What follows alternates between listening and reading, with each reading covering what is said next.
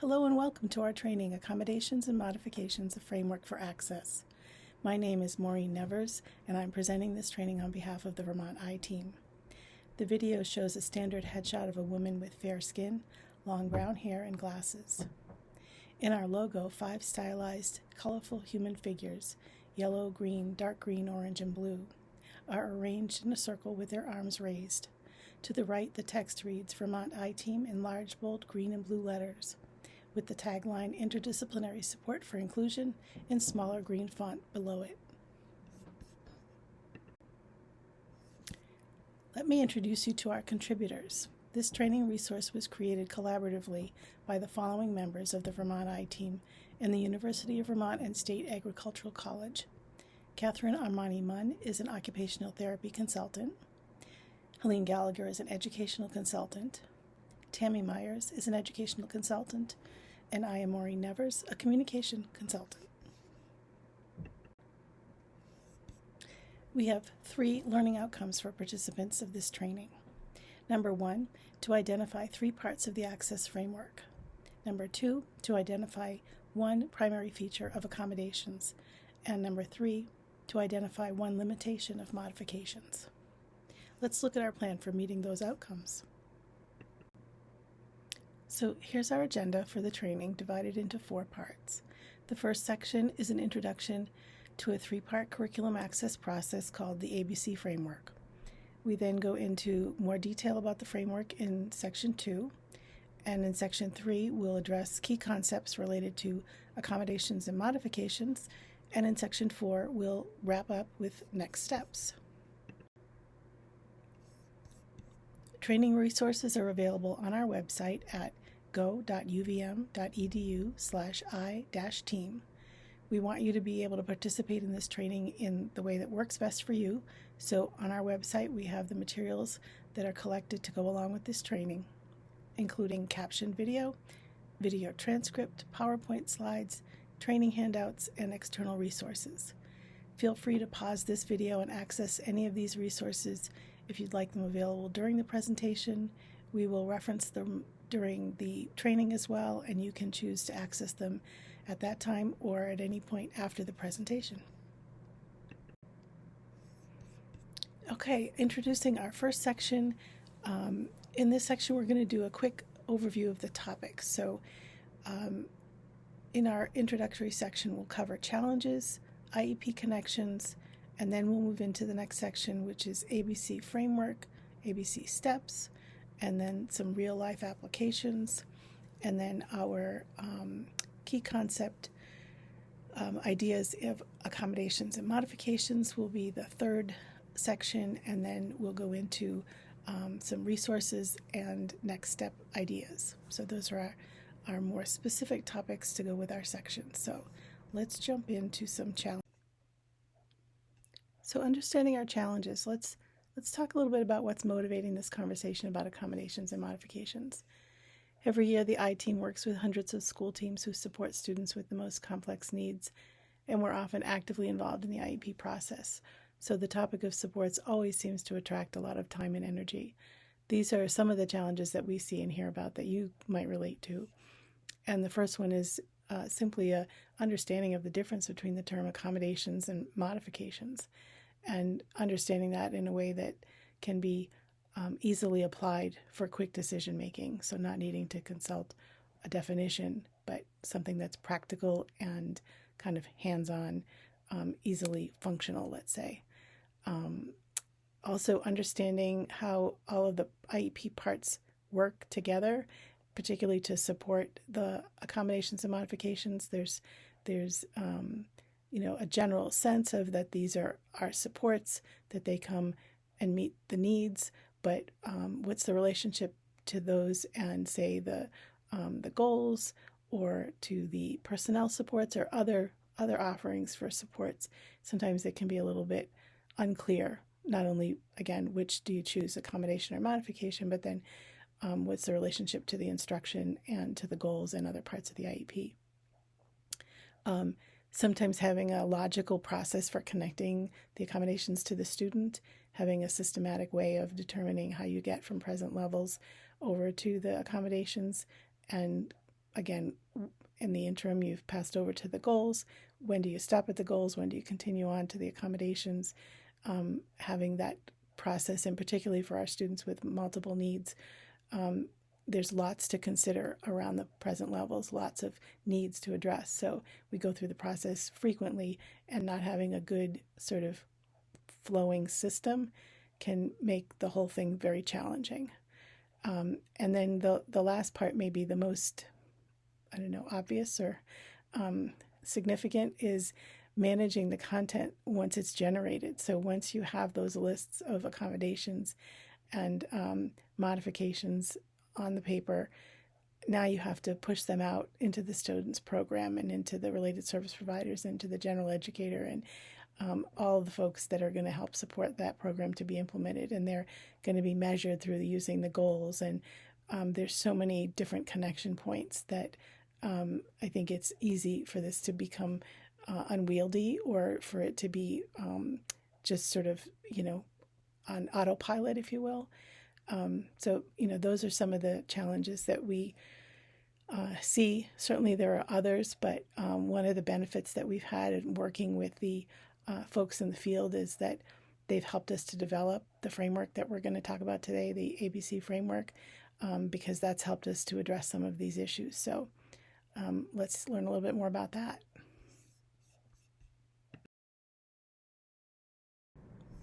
Oh, but first, I want to share this image with you of a process that I call bridging the gap.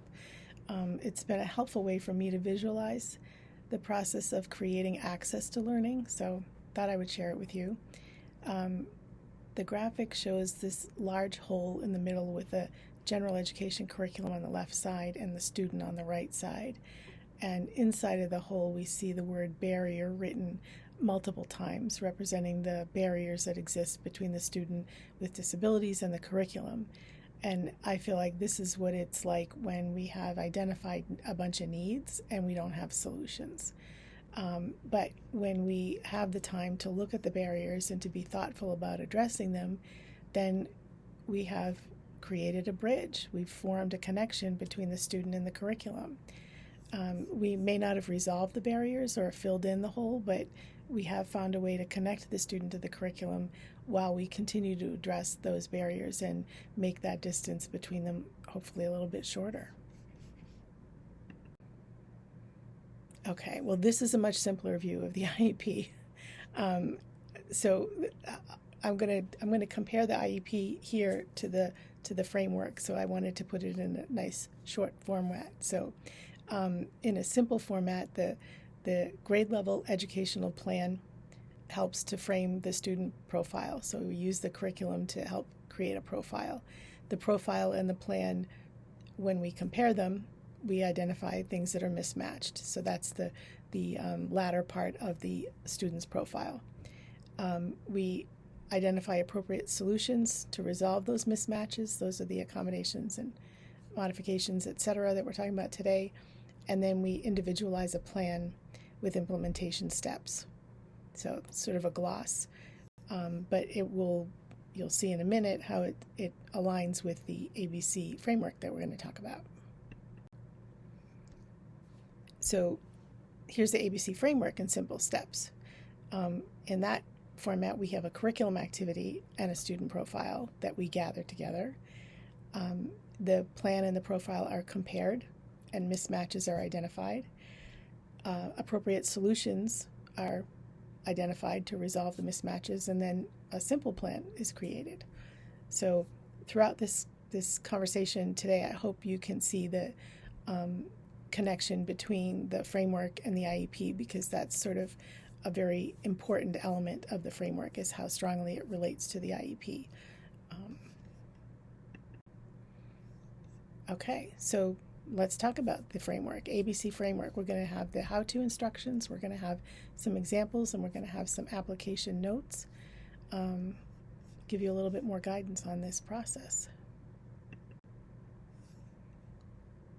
So before we get into the guidance, there's just a couple of big picture pieces about the framework that I think might help to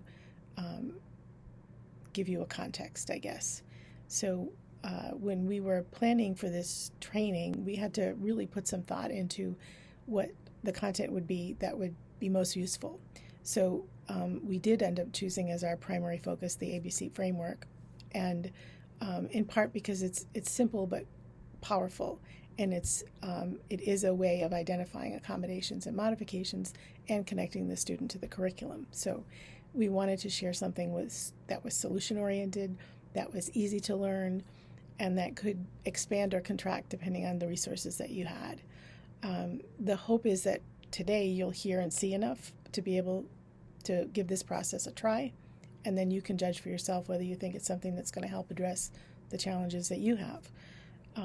A couple of facts about the framework that might be useful. You can see the activity barrier change at the bottom of the screen. That's your A, B, and C. So as I mentioned in the last slide, the framework is derived from the IEP. So it will always be consistent with how the IEP works, and it will promote processes that mirror the IEP. And if you are familiar with the IEP, you should understand this, and vice versa. So they complement each other at all turns. Second, the framework uses a single, simple format. So it's clear, it's concise, there are no choices or decisions. It's not a special ed version or general ed version. There's just one chart, and it's for all users and all applications. And third, the framework is very flexible. It can be used with any grade, any subject, any topic, any team members.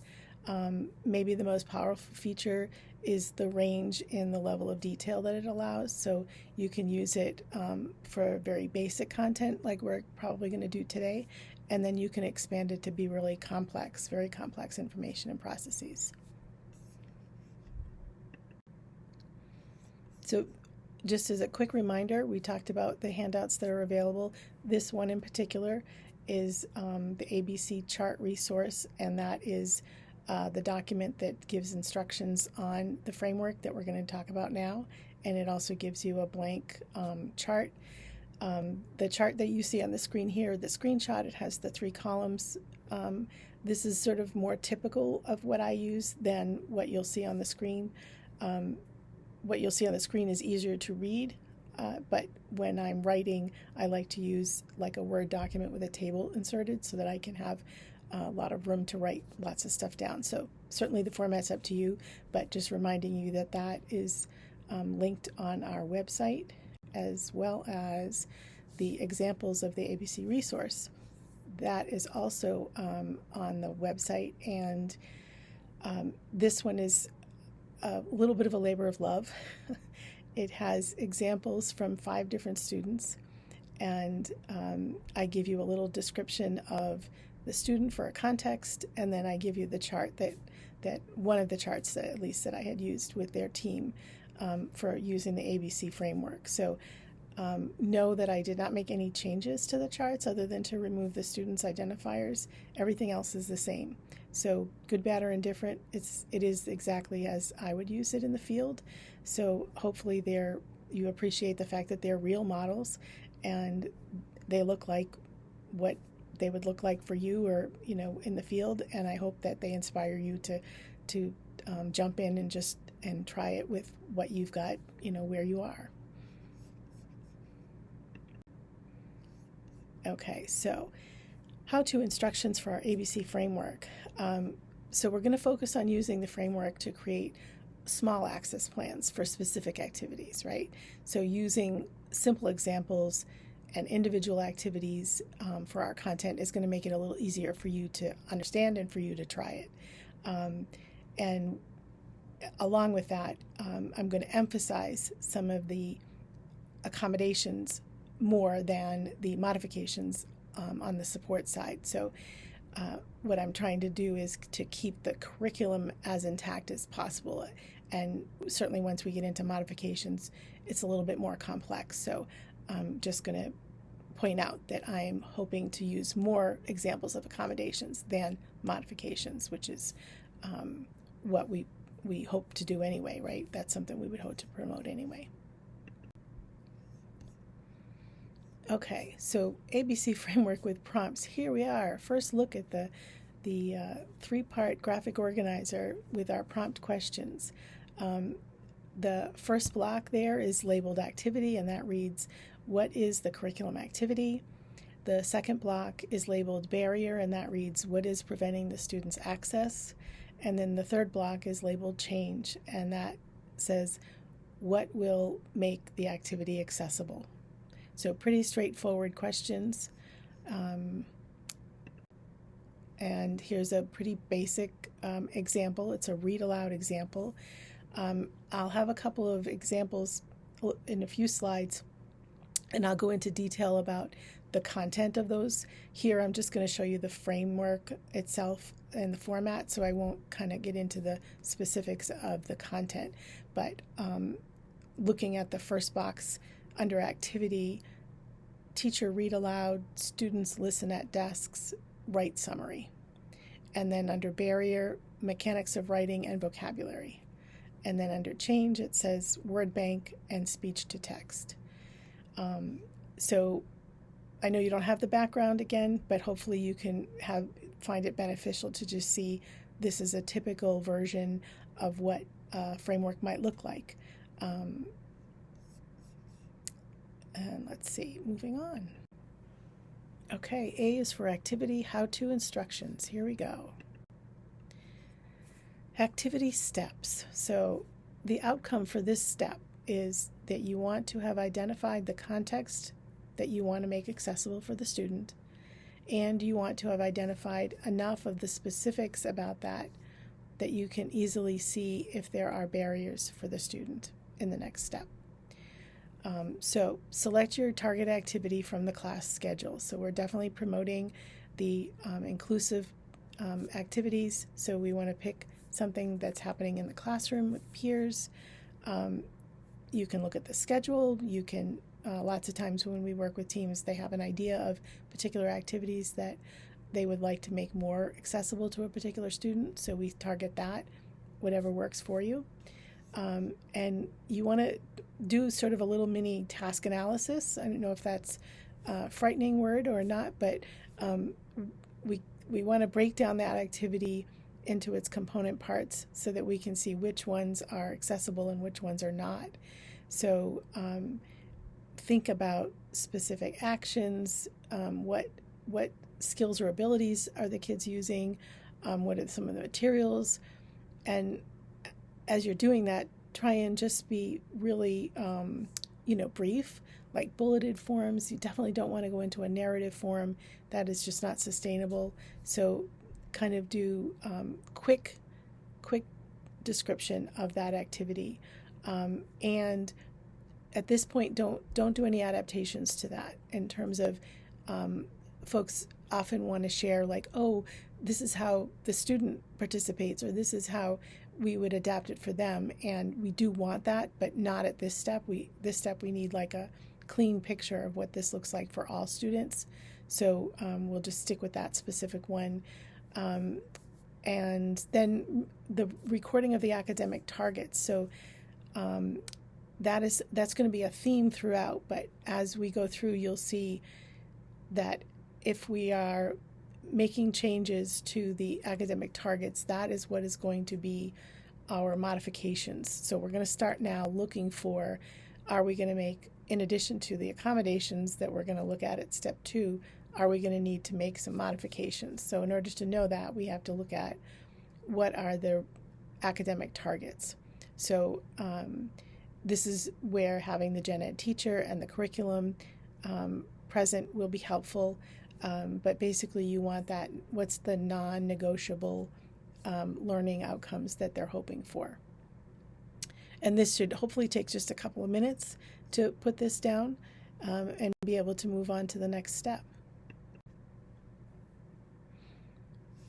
Okay, so B is for barrier, how-to instructions. Step 2, barrier, how-to, okay. The barrier section introduces the student to the sequence. So we talked about the curriculum, now the student is here.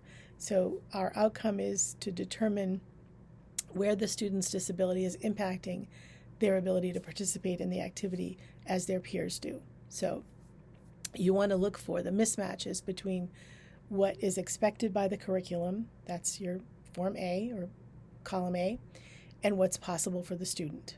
So we first want to gather together. We have our section A filled out. Do we have the students' present levels? That's our source of information. We may find that that does not have what we need, in which case then we generate it as we go, but start with gathering together the materials that you need in order to make that comparison. And if you have present level resource that could help you, grab that. If you don't, again, you can do this as you go. And the nice thing about that is now you do have the information, and when you go back to write the IEP, you can back map that and sort of backfill the information that was missing. Okay, let's see. You want to compare the activity steps to the student's needs. So you're going to have a list of needs for the present levels. These are the things that are missing for them. Now you're going to have the activity steps, and you're going to put those two together. And I literally put them next to each other, and I look line by line, and I say, what do they expect? What is the child able to do? Back and forth. And I ultimately want to be able to identify those mismatches. So where is there a discrepancy? And you want to capture those, again, succinctly but clearly. The more clear you are about what the issue is that creates the barrier, the easier your next step is going to be. And let's see. Also, this is an important point, again, about the academic alignment. We found out in the first column what was the intended outcome for the academic outcomes. Now we need to find out what is the student's status relative to that. So whatever that target is, where are they relative to that? That's the information that's going to inform the next step, which is where we're going to decide, do we need to use accommodations only, or do we need modifications as well? Just a note about the barriers, as you are recording them, try not to think about the fact that you're going to have to solve them in the next column. Just capture as many as you can, because if you miss barriers, you'll end up having to come back and find them because they'll still impede the students' participation. And sometimes we find a lot of barriers and we resolve some of them, and then we sort of circle back around and we find others. So you can do it sort of at iterations as well if that's necessary. Okay, well, let's move on to change. C is for change, how-to instructions. And here we are, step 3, change steps already. The last step in the process. So what we're going to do, taking the information from the activity and the barrier, mostly the barrier, and we're going to try and identify changes, different accommodations, hopefully, that will address each of the barriers. We're looking at gathering up some resources to be able to do this. So you can look at the student's IEP for accommodations. You can look at the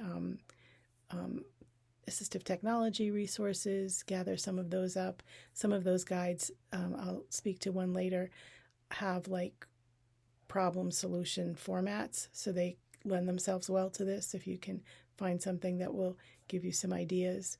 We're not going to make any content changes at this point, so we do want to know, are we going to be looking to be making modifications? Are we going to be looking to be making changes in the content? But for the planning part, we'll stick with the sort of more access-based, more format-based changes. So the plan that you're making should focus not so much on the content changes that you might make, but on the other types of changes. So in terms of the format, sometimes this section, the content can run a little longer than the other two, because sometimes you're generating multiple solutions for one barrier, let's say. So you might, sometimes teams will have like a menu version of this and then a plan version. So they write down a bunch of ideas for the barriers to address them based on their resources, and then they'll pick one or two that they want to try out to start with. So they have the bigger menu, and then they have the smaller plan that they base that off of. So that's your choice how you want to do that. You still want to try and be succinct about the language so that we keep it, manageable. And I think that's everything for the last step. We're just wrapping everything up. And again, identify, are you going to need to take that modification path that we're going to talk about shortly.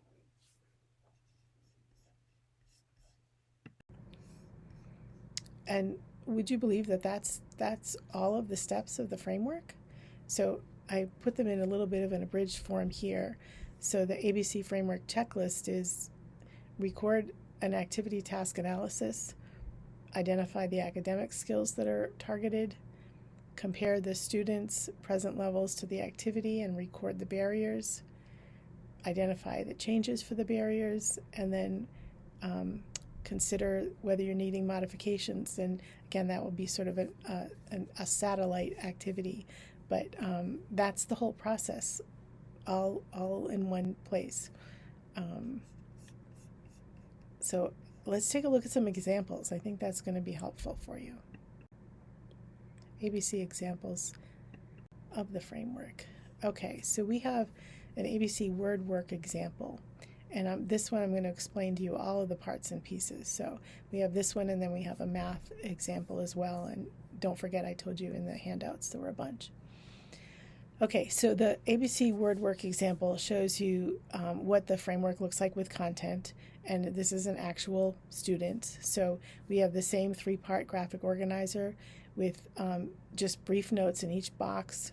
So what I'm going to do is tell you the context of the example first, and then we'll go back and look at what did I enter into the framework. So in this case, the activity, I was observing a student in a large group activity, and the peers were taking turns going up to the whiteboard, and the teacher would give them a word, and then they would circle the word family on the whiteboard. As I was watching my student, I could see there were a couple of issues that were impeding his participation. One was he has poor distance vision, so he wasn't able to see what was happening at the board from his seat. And then the second issue was he has mobility issues that were interfering with his ability to stand and use his hand to draw a circle. So in terms of a solution, had a couple of different things going on. Primarily, my solution was to have him use his iPad to help with the distance and with the mobility issues. So he would stay at his desk, he would use his iPad and take a photo of the board. He would put it in his whiteboard app, and then when it was his turn, he could use his finger or stylus or whatever he needed to mark the answer on the board. He also could turn that and show the teacher in the class. Everyone was able to see it from his desk, so he was able to share with the group.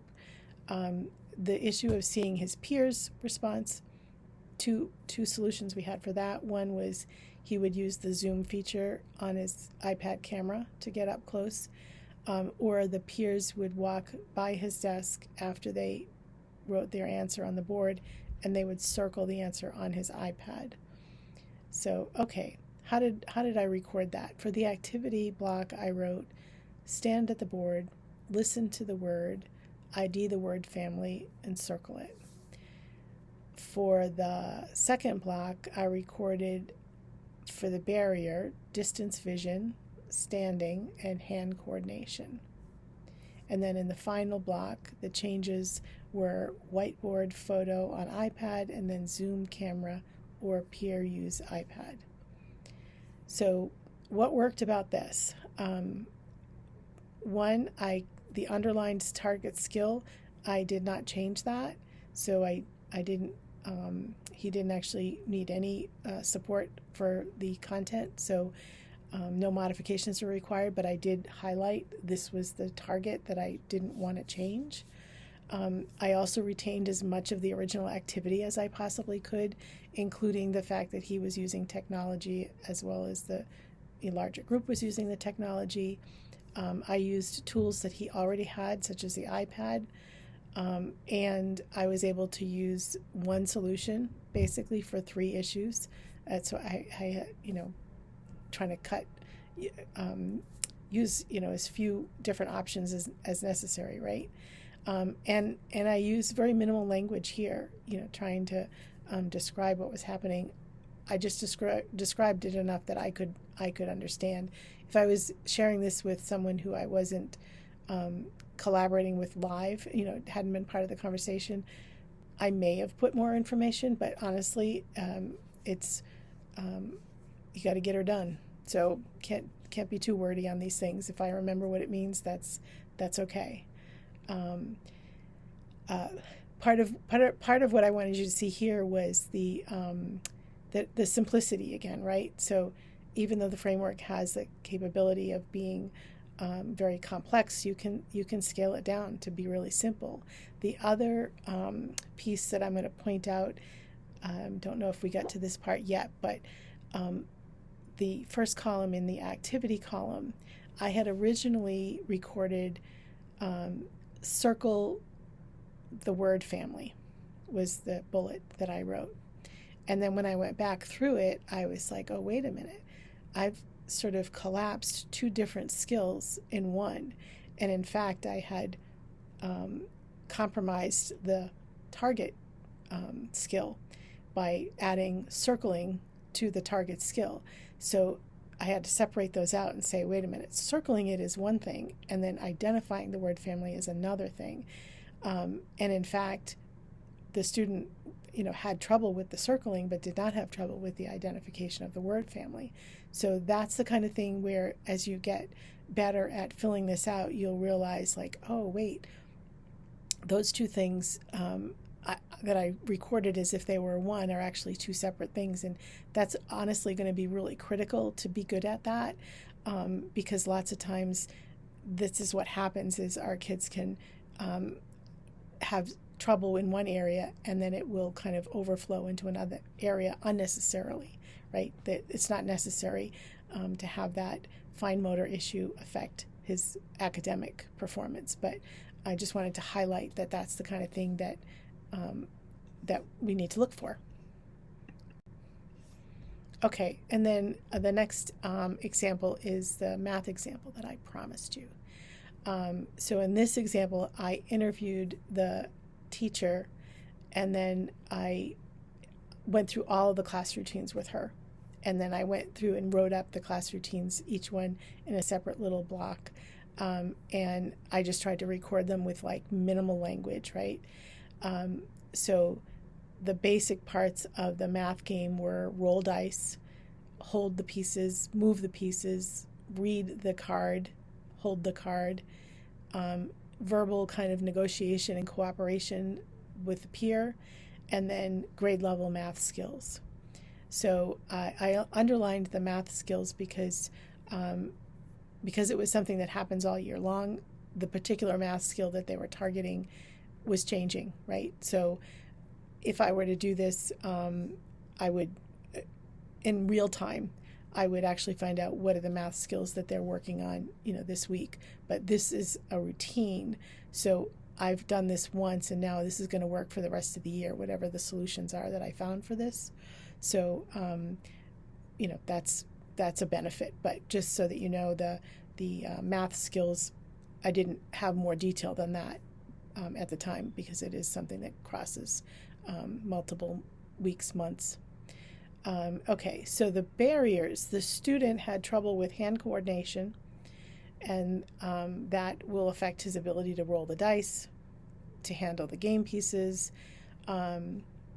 He also has barriers with the verbal negotiation because he's not verbal. And then lastly, I don't have good information about his math skills, so I don't know if that content is accessible to him. And so I'm making a note here that if you're keeping score, basically all of the activity elements are barriers for the student. So rolling the dice, moving and holding the pieces, verbal cooperation, all three of those I know to have barriers, and math skills I'm not sure. So this is not necessarily atypical for students with lots of needs, that you would find most of the bulleted points are going to have a mismatch, but doesn't mean that we can't find solutions. So let's see, what did I recommend for a change? So I recommended that they use an electronic spinner for, instead of rolling the dice, that it would be an option for all kids to have a a spinner with the numbers on that. For the card, he was going to use text to speech, which basically meant that the computer was going to read the card and he could draw the card and have it read through the computer. And then he would have an eye gaze board. So it was a low-tech board that he would hold up, or the partner would hold it up, and he would be on the other side, and he could look at different locations on the board, and they would have negotiation, kind of like, that's not right, or do it again, or it was my turn, or, you try it, or different kind of verbal negotiations based on what other peers were using, so that he could participate with kind of that back and forth with his peer and benefit from that as well. So, okay, so we're not addressing the math skill in this, because we're not doing that modification piece, but I do want to make a point about that, which is I included it as a barrier, unclear math skills, right? So I want you to see that sometimes the barrier is you don't know if it's a barrier, right? So I don't know if the math is at his skill level, so I can't say that it's accessible to him, right? And that's a problem. So I remember I was working with a team, and we were talking about morning meeting, trying to identify participation barriers, and the teacher said, I can't tell what's not working because I can't tell if he's listening and understanding what I say. Aha, that is a barrier then, right? Not knowing means that we might be over or underestimating what he's taking in, and they're both problems, right? So you can record where you're not sure about something, and then that's another benefit of this structure, is it can help you uncover what you don't know. And now I know I need to find out more information about his math skills, and I can continue and investigate that. So, okay, let's move on. Those are the two examples. I'm reminding you that there are more examples offline that you can delve into. So real life reminders. So 3 reminders I'm going to talk about here, and I'm going to tell you what they are, and then I'm going to go back and describe them. So, number 1, in the framework process, we want to invite all roles, and especially invite the student to be involved. The second point is that the ABC charts, if we collect them for reference, they can really save us time and add to consistency of our work. And then the third thing is documenting the how and the when of the support plans. Okay, first the notes here. Let me explain for the team members. Okay, so we really want to encourage teams to work together, right, on this kind of content, whether it's within the IEP or part of a smaller planning meeting. Every team member has the ability to contribute to this process. And in fact, the more people that are around the table, particularly if they've got specific expertise, right, the more likely the challenges are going to be accurately identified, and then the solutions are going to be appropriately applied, right?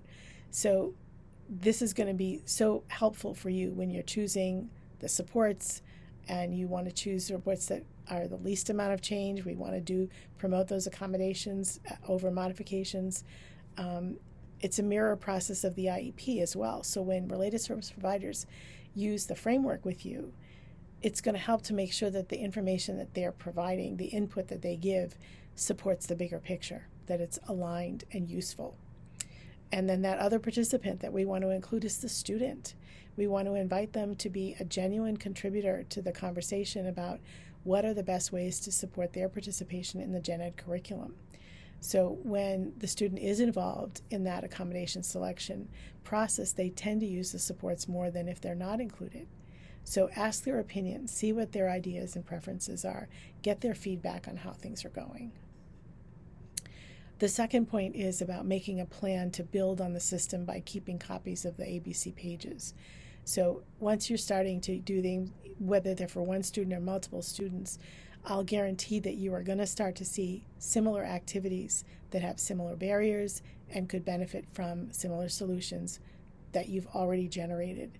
So this is one way that you can really maximize your time and energy, is create a paper trail, keep them together, keep them organized, And then others can also see that work and benefit from it. But I guarantee you it will get exponentially faster because there's only so many different types of activities that you then start mixing and matching, and you're going to find you can reuse different solutions and save lots of time.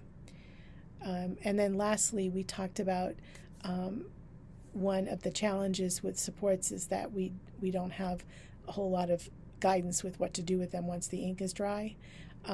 So by having this solutions list, you could build on that by adding two parts to it, which is a when and a how. So when are we doing this and how are we doing this? And even if you just have just a little bit of information for each of those, it would make such a huge difference in, going from, the words visual supports in the IEP to something that's actually usable about, oh, what did you mean by that, right? So I'll have in a couple of slides, I think, information about one of the resource documents that has a blank form and a sample form and instructions on how to do that, if you're interested. So I'd just love to talk about the ABC framework and the connection to the IEP for just 2 minutes. The framework is a graphic organizer that mirrors the flow of the IEP. So there's 3 sections, with activity, barrier, and change being the labels for the ABC version. Those same 3 sections also align with parts of the IEP process. So the section labeled activity is aligned in purpose with the Gen Ed curriculum, and the section labeled barrier is aligned with present levels. And then the final section change, in this case for today, will align with the accommodations.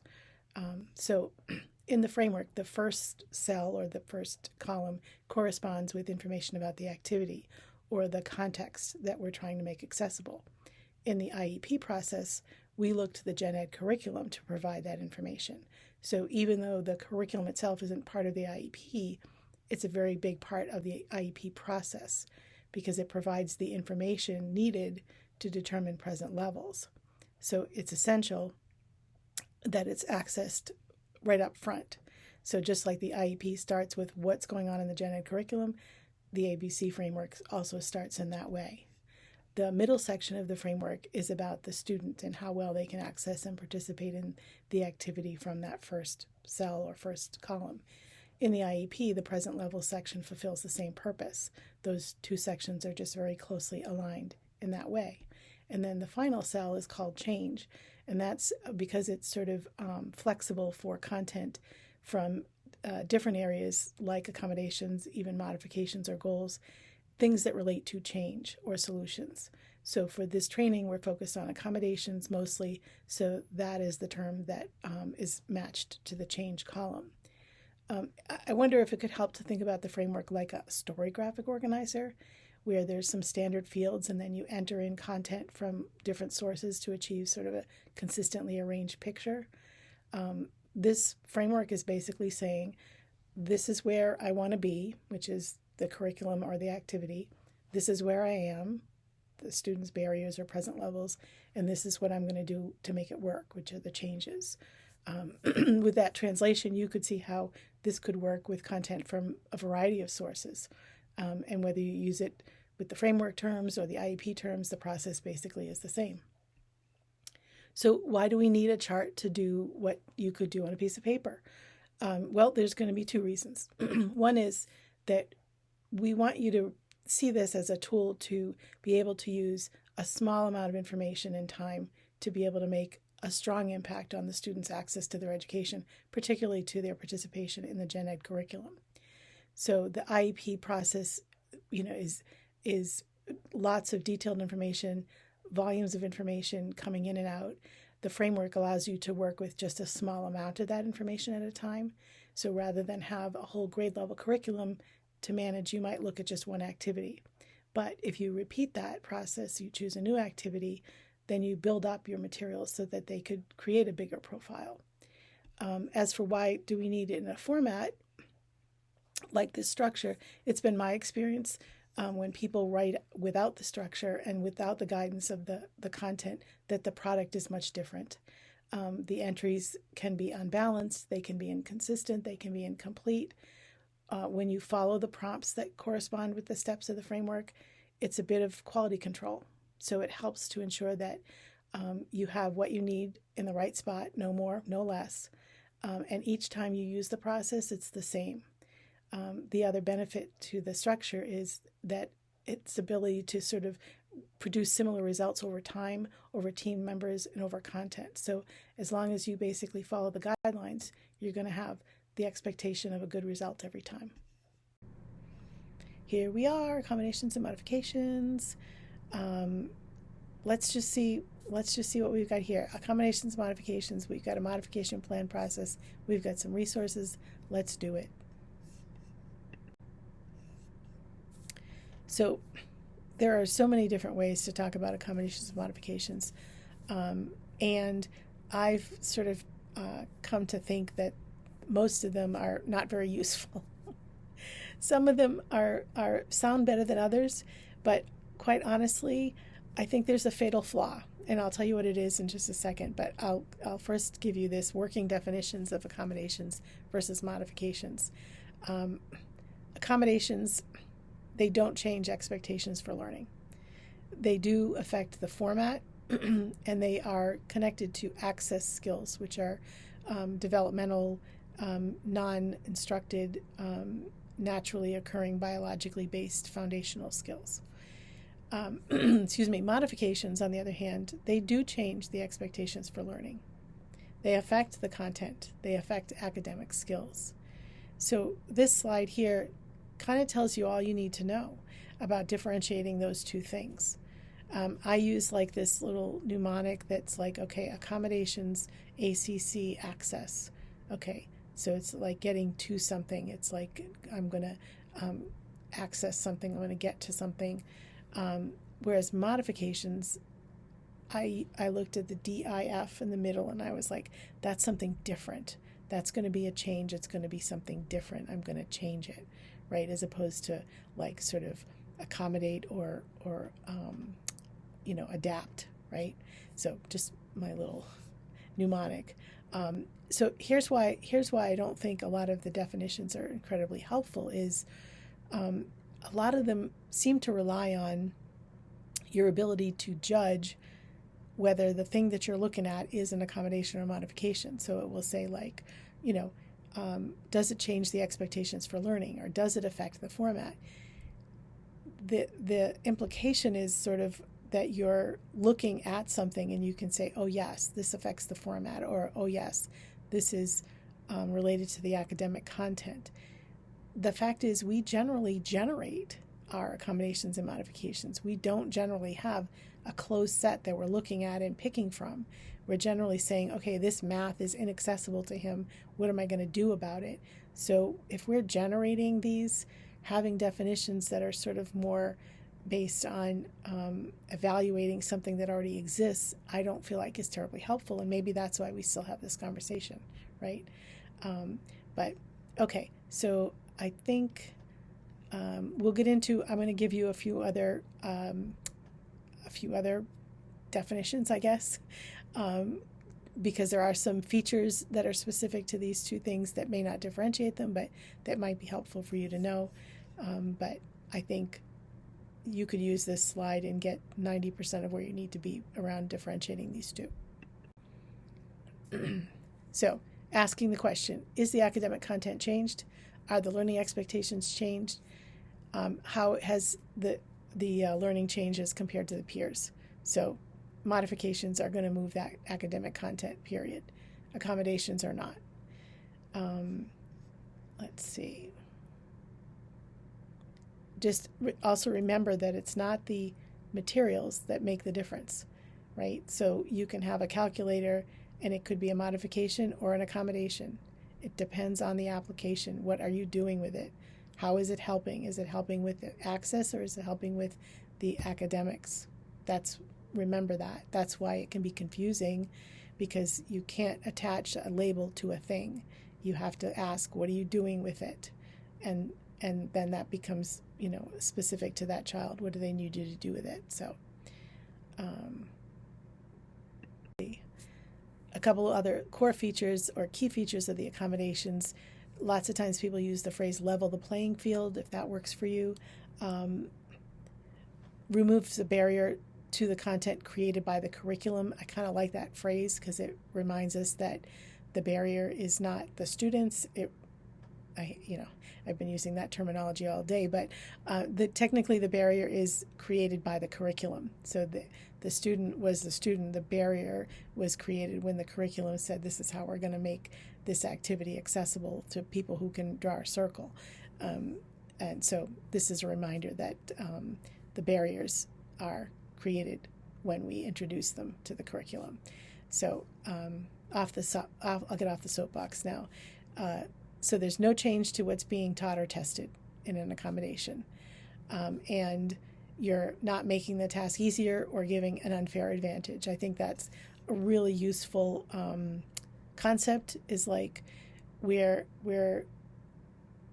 trying to make sure that they're not at a disadvantage for their disability, but we don't want to give them so much support that they have a better chance than the peers of getting the right answer, right? So we're not going to prevent them from making a mistake. One of the tests that I like to use is to say, have I made it possible for the student to do this task without actually having the target skill? And if I have, then I'm not doing them a disservice because now they can't learn the skill. So I just want to know truthfully whether they know that or not. So accommodations, we're not going to make it easier. We're not going to do anything to the content. We're going to stick to other areas that are creating a barrier, and those are more of those access skills. So some of the key features of modifications, you'll see the terms depth, breadth, and complexity.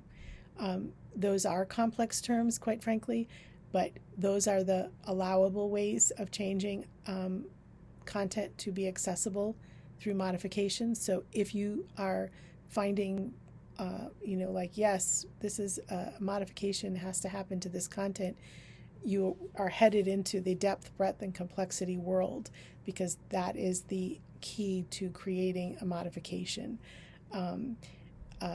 So not to scare you off, but that's that and the core content connectors and the gen ed teacher, that is the land of modification. So it's not quite near as basic or as straightforward as an accommodation.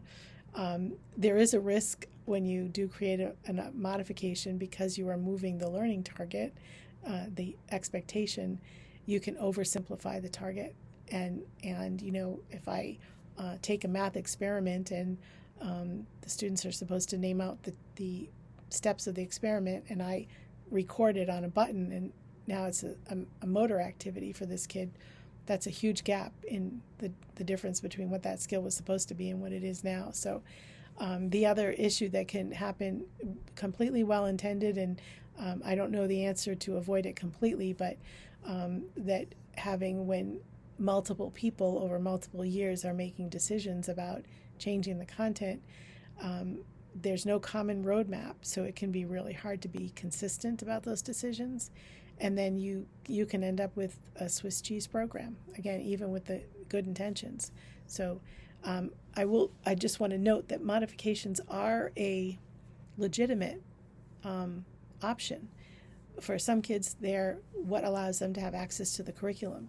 There's just caveats to making sure it's an informed decision that you're making about that. And the next slide, I think, has some limitations of modifications that might be useful. Consideration of modifications. So I tried to be to the point and yet not skimp out on some of the elements of this process, because I think that it's more involved. Again, it's not a accommodation modification sort of flip of the coin. It's accommodation has sort of these characteristics, and modification is a much heavier load, and it does take more to make that happen with fidelity. So in terms of for the ask versus plan, the questions that you want to ask is, what is the target skill that you're thinking about needs modification, and what is the student's present levels regarding that? Are there specific areas of challenge with this task or this skill? what are the accommodations that are in place related to that now, and have there been in the past? Do you have relevant student data? And have you considered the role of executive function skills?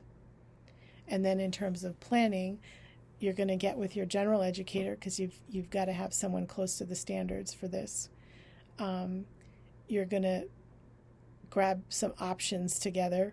So you're going to pull together access options, which are executive function supports, core content connectors, depth, breadth, and complexity options, tiered support.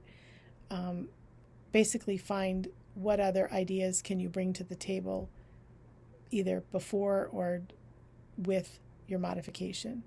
And then at the end it says plan for instruction and monitoring. So whatever your next step is with regard to finding the right solution, this is how it's going to be implemented, and when are you going to come back to see how it's working. And then this is the same information, just sort of in a vertical form: academic targets, barriers, options for change, and it repeats the same content from the last two slides. Okay, if you're still with me, we got resources. We have the Executive Functioning Handbook, which is checklist of classroom behaviors, they're calling them, and then the solutions, general strategies. So you may benefit from looking at some of those classroom observations, because they'll describe for you what a different executive function might look like. So what does attention challenges look like? What do memory challenges look like? So I found it very helpful. It's like 31 pages. It has multiple levels: early, middle, and high. And I found it just a world of good to look and see, one, to see definitions and descriptions of issues that I know my students have, and to put words to that. But then also sometimes I would see descriptions and say, oh, I did not know that could be a classroom behavior associated with that executive function, and look and seeing at some of the patterns to open up my mind to what else might be happening with the student other than just either academics or, quote, behavior, something like that. So this is one of the assistive technology, the Wisconsin Assistive Technology Initiative Manual has the AT challenges and solutions, kind of 1-2 punch, available, that I talked about earlier. And the Ocali domain list has the same thing. It's just much shorter, actually, the Ocali list. And then this was the implementation chart that I told you about, where the when and the when and how for implementation. This is an example of what that might look like. You can see the narrative. I can't read it from here, but if I could see it. Sometimes it's just like one line or less than 2 lines long, and that could be your implementation guide right there. Okay, what's next? What is next? We've got to move on. Steps. So good ideas are great, right? And then what? So let's think of a couple of things that we could do to act on our great ideas here. They went from good to great. Just sit and draw 3 boxes or 3 lines and try to do a quick ABC sequence for one kid, one activity. What do they want to do? What are they going to do? What are you going to do? You could print out one of the grids. You could download the handouts. You could navigate to one of the links and either download the document or bookmark it. All good options. And you need some bigger ideas for next step? I got you covered. So how about creating a list for the students' change options? So what are all the ideas that we might try, particularly, again, for accommodations? Share the link to this video with your colleagues and talk about it the next meeting. Also, during your PD, professional development time, create an ABC chart for one student with multiple activities and your solutions.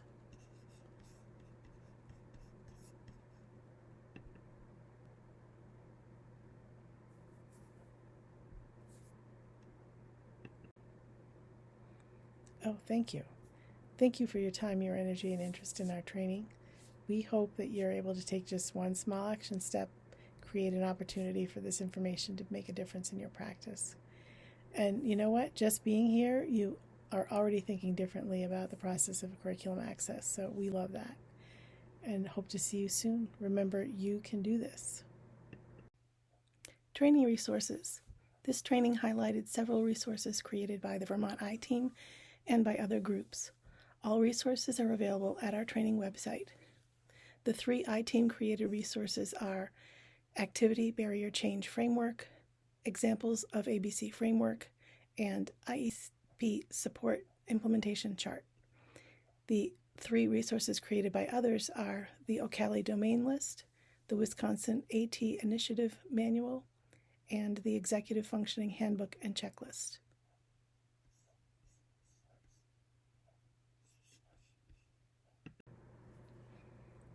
All rights reserved. Any or all portions of this training and I-Team created resources may be reproduced and distributed without prior permission, provided the source is cited as Vermont I-Team 2026, Accommodations and Modifications, a Framework for Access, Online Training, https://go.uvm.edu/I-team.